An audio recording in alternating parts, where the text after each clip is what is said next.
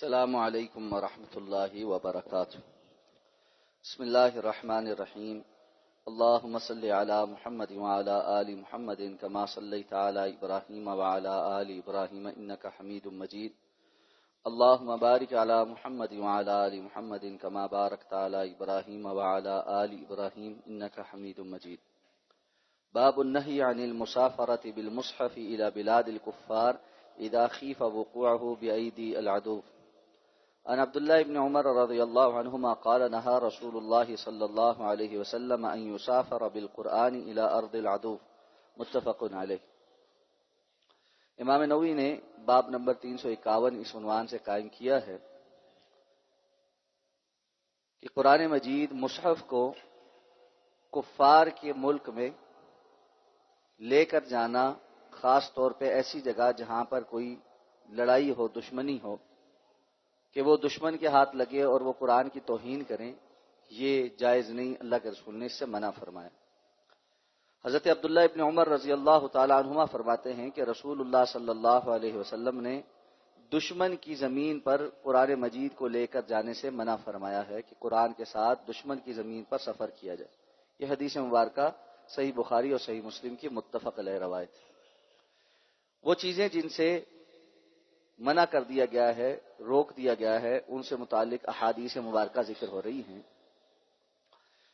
تو یہ حدیث مبارکہ بڑی واضح ہے کہ اللہ کے رسول صلی اللہ علیہ وسلم نے دشمن کے علاقے میں، جو کفار کا علاقہ ہو، مصحف لے کر جانا یا قرآن لے کر جانا اس لیے منع کیا ہے کہ دشمن اپنی دشمنی نبھاتے ہوئے اگر اس کو مصحف ملے تو وہ اس کی بے حرمتی کرے، اور بسا اوقات ایسے مناظر بعض ویڈیوز میں دیکھنے کو ملے بھی ہیں، تو جس کی وجہ سے پھر مسلمانوں کے جذبات بھی مجروح ہوتے ہیں اور قرآن مجید کی گستاخی بھی ہوتی ہے۔ اس حوالے سے چند باتیں اس سے متعلقہ سمجھنی اور اس پر احتیاط برتنی بڑی ضروری ہے۔ ہم سب یہ جانتے ہیں کہ قرآن اللہ کا کلام ہے، اور کلام اللہ ہونے کی وجہ سے اس کی ایک خاص عظمت ہے، اس کی ایک تقدیس ہے، احترام۔ اس تقدیس اور احترام کا خیال کرنا ہر کسی پر ضروری۔ لیکن قرآن مجید کے احترام کے حوالے سے کچھ چیزیں ایسی ہیں جو بر صغیر پاک و ہند میں غلو کے معاملات میں بھی چلی جاتی، جن میں سے سر فہرست یہ ہے کہ ہمارے ہاں لوگ بالکل اس بات کا تصور نہیں رکھتے کہ قرآن مجید بغیر وضو کے پڑھا جا سکتا ہے، جبکہ صحیح اور درست نصوص کے مطابق قرآن مجید کی تلاوت بغیر وضو کے ہو سکتی ہے، اور قرآن مجید کو بندہ بغیر وضو کے ہاتھ بھی لگا سکتا ہے، اس کے الفاظ کو بھی ہاتھ لگا سکتا ہے۔ ہاں، اگر بندے پر غسل فرض ہے، وہ جنبی ہے، اور جس وجہ سے اس کو غسل فرض ہو گیا ہے، یہ بندہ نہ قرآن مجید کی تلاوت کر سکتا ہے، نہ قرآن مجید کے الفاظ کو ہاتھ لگا سکتا۔ اسی طرح جس خاتون کو ایام ہیں اور اس پر غسل فرض ہے، تو وہ بھی نہ قرآن مجید کی تلاوت کر سکتی ہے، نہ قرآن مجید کے الفاظ کو ہاتھ لگا سکتی۔ ہاں، مصحف کی باہر کی جلد کو علماء نے یہ اجازت دی ہے کہ وہ قرآن کا، وہ کلام اللہ نہیں ہے، باہر کی جلد سے اس کو پکڑ کر ایک جگہ سے دوسری جگہ رکھنا، اٹھانا یا کسی کو پکڑانا، یہ کیا جا سکتا ہے۔ لیکن یہ بھی کہ وضو کے بغیر بھی نہیں پڑھ سکتے، اس لیے بہت سارے لوگ پڑھتے ہی نہیں کہ ہمارا وضو نہیں ہے تو ہم تلاوت ہی نہیں کر سکتے، تو ہم تلاوت نہیں کرتے۔ تلاوت کی جا سکتی ہے بغیر وضو کے، کوئی حرج نہیں۔ دوسری بات، ہمارے ہاں لوگوں میں یہ تصور پایا جاتا ہے کہ قرآن مجید کے اکرام میں سے یہ بھی ہے کہ قرآن کی طرف پیٹھ نہیں کی جا سکتی، جبکہ ایسی کوئی بات کتاب و سنت میں ہمیں نہیں ملتی کہ اگر قرآن مجید پڑھا ہے اور کوئی شخص اس طرف رخ کر کے بیٹھ جائے تو اس کی پیٹھ ہو جاتی ہے اور یہ کوئی گناہ ہے۔ ایسی کوئی چیز ہمیں کتاب و سنت میں نہیں ملتی، اس لیے اس کو گناہ سمجھنا یہ درست نہیں ہے۔ بعض لوگ یہ کہتے ہیں کہ جس طرح ہم بڑوں سے، بزرگوں سے پیٹھ کر کے نہیں بیٹھتے، اس طرح ادبن جو ہے وہ ہم اللہ کی کتاب سے پیٹھ نہیں کرتے۔ ادبن اگر کوئی بندہ ایسا کرنا چاہتا ہے تو اس میں کوئی مذائقہ بھی نہیں کہ کوئی بندہ یہ سمجھے کہ جی ادبن میں قرآن مجید کی طرف پیٹھ نہیں کرتا، تو یہ ایک ادب کے دائرے میں اس کا اپنی سوچ ہے، وگرنہ اگر کوئی شخص کسی بزرگ کی طرف پیٹھ کر لے تو کوئی گناہ تو نہیں۔ اسی طرح قرآن مجید کی طرف بھی پیٹھ کر لے تو کوئی گناہ نہیں ہے. صحابہ کرام رضوان اللہ تعالی علیہم اجمعین رسول اللہ صلی اللہ علیہ وسلم کی بارگاہ سے اٹھتے ہوئے کو الٹے قدموں تھوڑی چلتے تھے جس طرح آج ہم نے بنایا کہ بزرگوں کی طرف، بڑوں کی طرف، علماء کی طرف، پیر صاحب کی طرف پیٹھ نہ ہو جائے.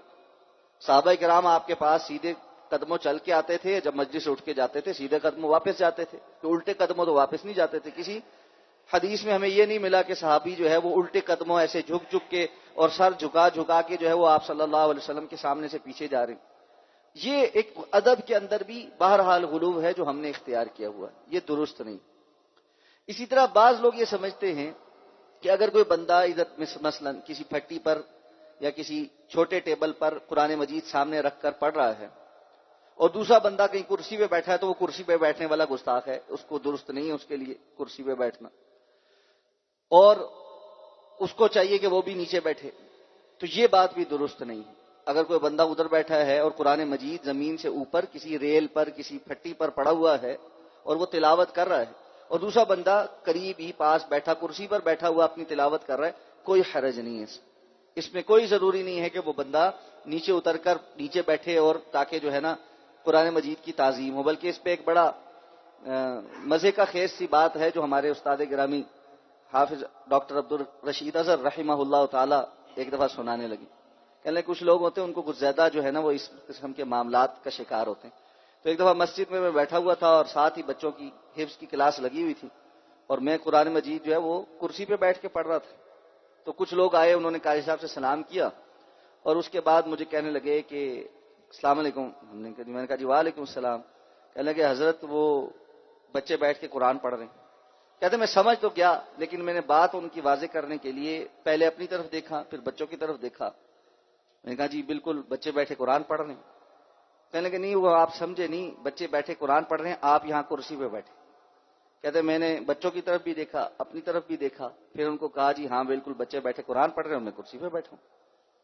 کہنے لگے نہیں وہ آپ بات شاید ہم واضح نہیں کر سکے، سمجھے نہیں. بچے قرآن مجید پڑھ رہے ہیں اور آپ کرسی پر تشریف فرمائیں. کہتے میں نے پھر دیکھا، سارا کچھ دیکھنے کے بعد کہا جی بالکل بچے قرآن پڑھ رہے ہیں اور میں کرسی پہ بیٹھا ہوا ہوں. کہنے لگے وہ آپ بات سمجھے نہیں. میں نے کہا پھر آپ سمجھا دیں.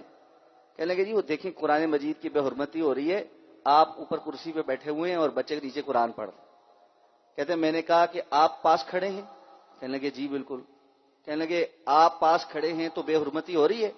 کہنے لگے نہیں ہمارے پاس کھڑے ان سے کیا بے حرمتی ہوگی. کہنے لگے پھر ایسا کریں اپنے جسم کا کوئی وہ عضو بتا دیں جو میرا آپ سے ہٹ کر قرآن مجید سے اوپر ہے، میں اس کو نیچے کر لیتا ہوں. آپ پاس کھڑے ہیں، آپ کے بھی وہ سارے اعضاء قرآن مجید سے اوپر ہیں جو میرے بیٹھتے ہوئے قرآن مجید سے اوپر ہیں. میرے پاؤں زمین پر ہیں، آپ کے پاؤں زمین پر ہیں، اس کے علاوہ گھٹنے سے اوپر سارے کے سارے اعضاء سر تک میرے بھی قرآن مجید سے اوپر ہیں، آپ کے پاس کھڑے ہوتے ہوئے بھی اوپر ہیں. آپ کھڑے ہیں تو بے حرمتی نہیں ہو رہی، میں بیٹھا ہوں تو بے حرمتی ہو رہی ہے. کیسے ہو رہی ہے؟ اب وہ جزبز ہونے لگے. نہیں وہ ہم نے کہا بات یہ ہے بلا وجہ کی بے حرمتیاں نہ بناتے رہا کریں. یہ کوئی بے حرمتی نہیں کہ ایک بندہ ادب کے ساتھ بیٹھ کے ادھر پڑھ رہا ہے اور آپ ادھر بیٹھ کے پڑھ رہے ہیں. اب یہ بھی دیکھنا کہ جی کون سا عضو کہاں پہنچا ہے اور جو ہے نا اتنے اوپر نہیں ہونا چاہیے اتنا نیچے نہیں ہونا چاہیے، بلا وجہ کی باتیں، یہ تکلف. تو اس میں کوئی گستاخی نہیں.